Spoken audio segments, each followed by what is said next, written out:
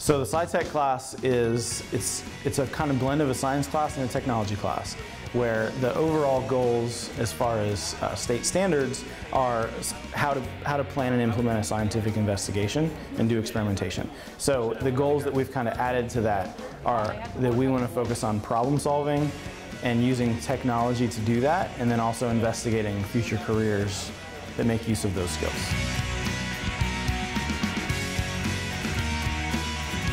I think we're incredibly lucky to have these two. We started using them last year, and then they started learning how to make their own models and print things out. I have students making stands to hold their laptops so they don't heat up when they sit on their lap. I've got students that make flash drive holders, 3D logos for companies. The sky's pretty much the limit as long as they can figure out how to break it down into parts that could actually be manufactured. It's really pretty interesting. You kind of get to build and make your own stuff if you want to. And we actually got two, and since we broke all of the parts of the first one, we used the second one to print parts for the first one that we had broken. We also use them for the robotics team, and these have given us a big leg up at competitions. Well, I can assure you that we would have not gone to regionals in robotics last year. Last year in robotics we got to regionals primarily because of our booth presentation, which included 3D printers, and that really put us over the top. And so, like, a lot of the schools around here kind of know Belton as the place with the 3D printers. Harvest Technologies is a rapid prototyping company as well as a production company.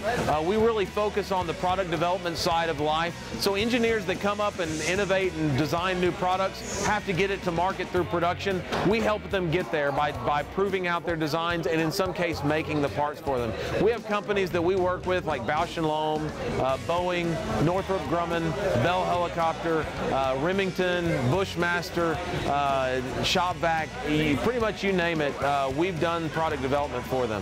And we like to take our students to Harvest to tour their facility and see how those function. And after viewing these, they go there and they get a lot more out of that trip. And then they see how successful they are and really just how cool it is, and it gets them excited about science and technology. We have to educate the future workforce. So our future workforce is probably going to come locally, and if we're not educating locally, then it's hard for us to maintain our business here. I went to high school in the 80s, and in the 80s, most of the design, even in engineering school, was drafting. And so most everything was done on a 2D piece of paper, and you draw it on a piece of paper. And we continue to educate pretty much the same way in a very 2D world. Belton's been an innovator with the new iPad innovation and all that kind of stuff. And so what we have to do is we have to get our kids thinking away from just the tangible piece of paper and a pen into more of a virtual world. Well, the 3D printers and 3D design is one of those things that's actually melded that virtual world with the real world. They can actually print something that they see on a screen. And so we really feel that it's important for creativity to start for future products and design, that people start thinking in 3 dimensions and be able to reproduce in 3 dimensions.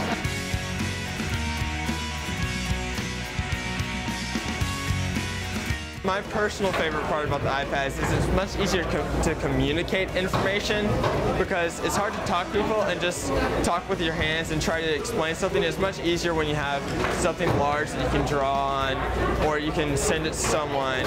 And then it's also a lot easier to do homework because you don't have so much paper.